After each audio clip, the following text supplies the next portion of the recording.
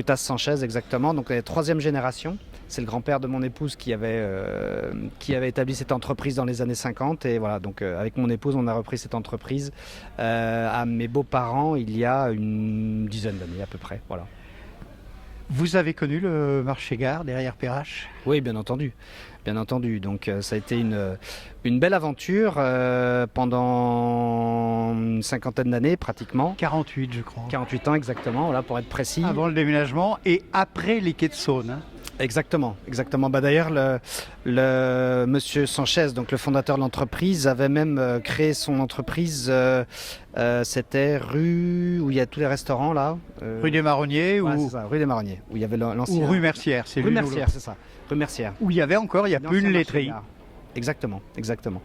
Donc... Alors les spécialités de la maison Frutas Sanchez, hein, on voit des fruits colorés, on voit des épinards, on voit des choux. Alors dès l'origine de l'entreprise, bien entendu, vu qu'on s'appelle Frutas Sanchez, c'était avant tout les produits espagnols qu'on continue à développer, bien entendu, surtout les agrumes, clémentine, orange, citron. Et puis on s'est petit à petit diversifié du fait de la demande des produits, de l'offre aujourd'hui qui est même carrément mondiale au niveau de l'offre des fruits et légumes. Donc la preuve en est, c'est qu'on a monté il y a une bonne année un rayon de fruits exotiques. Et dans les fruits exotiques, on a des produits qui viennent de Thaïlande, qui viennent de Kuala Lumpur, qui viennent d'Australie, on a de l'orange d'Australie. Enfin, on a vraiment une offre mondiale aujourd'hui. Ça s'appelait pour les fêtes de fin d'année, ces fruits exotiques? Ah oui, tout à fait, tout à fait. C'est vraiment un produit qui est de plus en plus demandé et qui se démocratise de plus en plus. Ça, c'est clair. D'où viennent ces magnifiques tomates? Alors ça c'est vraiment calibré, propre, impeccable. On va illustrer vraiment notre savoir-faire de grossiste aujourd'hui. Aujourd'hui vous me parlez de tomates, donc les tomates qu'on a ici ce sont des tomates qui viennent du Maroc. J'ai également là-bas de la tomate de Tunisie, j'ai de la tomate d'Espagne. Voilà, donc notre boulot c'est vraiment d'aller chercher le meilleur produit au meilleur moment, un produit de saison. Et puis au meilleur prix pour les clients. Et puis au meilleur prix où on ne vend pas forcément du prix. On essaie de vendre surtout de la qualité parce que c'est comme ça qu'on arrive à se défendre par rapport à d'autres concurrents qui ont plutôt un positionnement de prix. Voilà.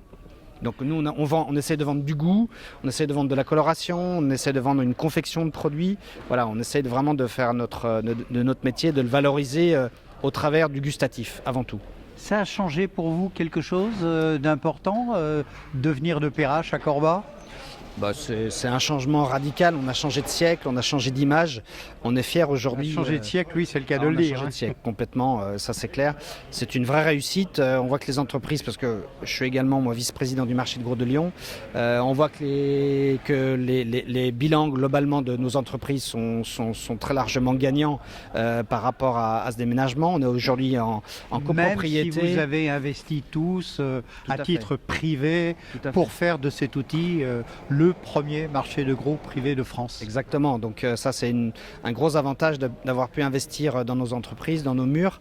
Et pour nos entreprises, c'est vraiment très sain et en plus ça nous permet de contrôler nos coûts au niveau du marché avec une gestion drastique de nos coûts au niveau du traitement des déchets, au niveau on applique un règlement intérieur de manière traçabilité. Traçabilité bien entendu, ça c'est autre chose, ça c'est dans le métier en lui-même. Mais c'est vrai qu'on a en plus donc depuis engagé des démarches qualité très importantes où là on arrive à se positionner sur une offre globale, sur la traçabilité, sur tous les messages qu'attend le consommateur, sur l'hygiène, sur la sécurité alimentaire, enfin tous ces messages-là qui sont très importants pour nous, qu'on ne pouvait pas développer dans l'ancien marché. Voilà. Le consommateur attend quoi en ce moment en matière de fruits et légumes? Alors on est en décembre, mais il n'y a pas que décembre.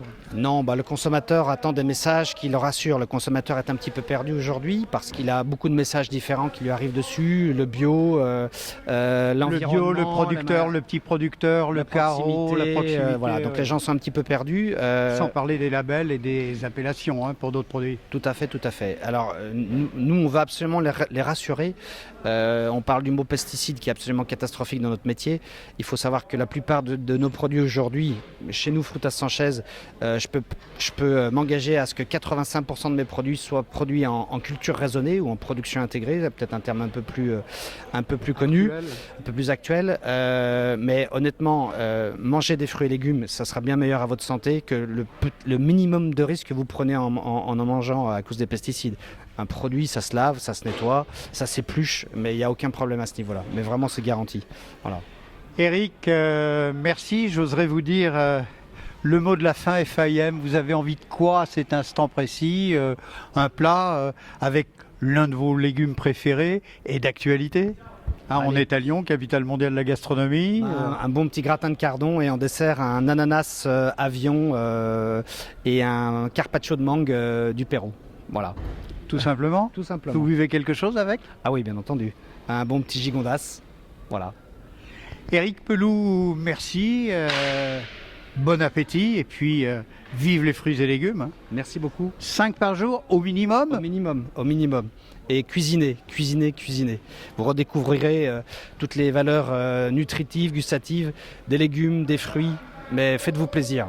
C'est le seul mot que j'aurais à dire, faites-vous plaisir avec les fruits et légumes. Et puis à température ambiante aussi. Ah oui, tout à fait.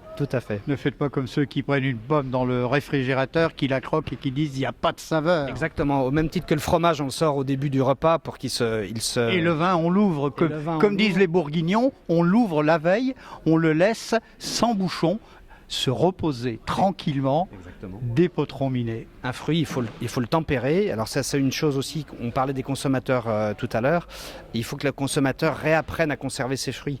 On ne met pas une tomate au frigo, on ne met pas une banane au frigo. Allez, donnez-nous pour la véritable fin un petit secret pour bien préparer, bien conserver un fruit. Ou un légume. Allez sur Internet, toute l'information est disponible.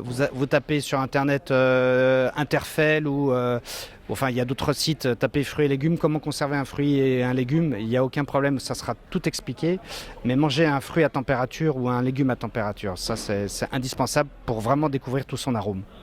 Merci et belle journée.